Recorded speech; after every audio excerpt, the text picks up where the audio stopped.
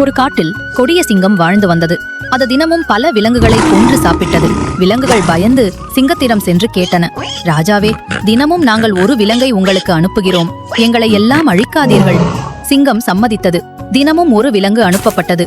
ஒரு நாள் சிறிய புத்திசாலி முயலின் வரிசை வந்தது. முயல் மெதுவாக போய் மிகவும் தாமதமாக சிங்கம் இருக்கும் இடத்தை அடைந்தது.